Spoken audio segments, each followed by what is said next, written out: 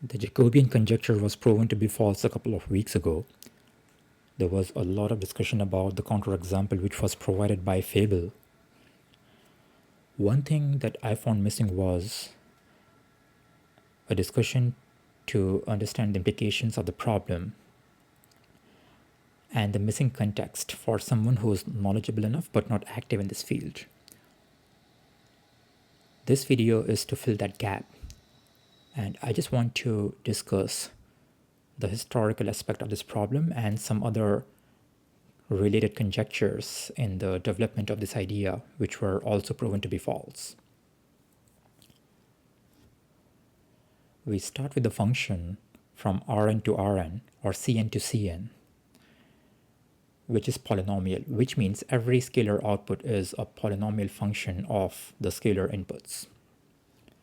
If this function is assumed to be invertible, and if the inverse function is assumed to be a polynomial function, then the observation is that the Jacobian of f is a constant. The key thing to understand here is the implication of this statement. What this statement is saying is that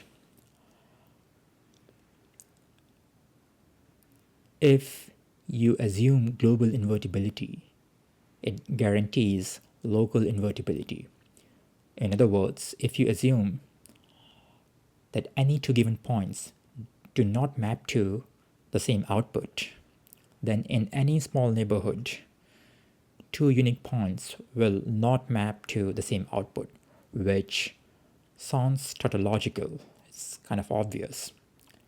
But this was the motivation to ask the question, if two points which are very close to each other never map to a unique output, never map to the same output, does the same condition apply for any pair of points no matter how far they are? In other words, does local invertibility guarantee or ensure global invertibility? In general, the answer is no. And we can see that by using a counterexample. If you look at the function f of z equals e to the power of z, where z is a complex number, then in every small neighborhood, this function is invertible, which means if you take 2 points in this neighborhood, those 2 points will map to unique outputs. But obviously, this function is highly periodic, because for every z, the value of the function is the same as e to the power of z plus 2 pi I. So every 2 pi I, it keeps repeating itself.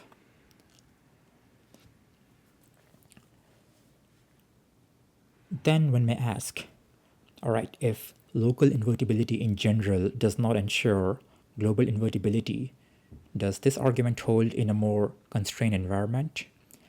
And that constrained environment is actually what Jacobian conjecture is about. But before we get there, I just want to talk a bit about some other key aspects of this problem. So one observation is that in the field of complex numbers, if a polynomial has no solution, it has to be a constant. That's not true for higher dimensions. And that's also not true for the field of real numbers. So in the field of real numbers, you can have functions whose Jacobian is always positive, but not constant. And it was assumed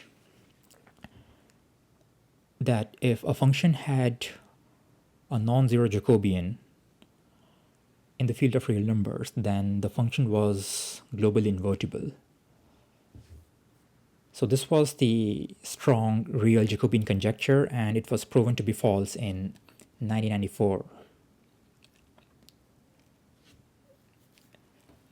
And then a few more assumptions were made about the behavior or the patterns of these functions which were invertible. I'm going to skip that part, but I'm going to jump straight to the last part, which is the Jacobian conjecture. And what this conjecture says is that if you have a function, a polynomial function whose Jacobian is a constant, does it have an inverse? So the assumption is that the constant is not zero. So in every local neighborhood, two points map to unique output points. And you're essentially asking the same question. In this constrained environment, does local invertibility guarantee global invertibility? And based on the example which came out just a few weeks ago, the answer is no.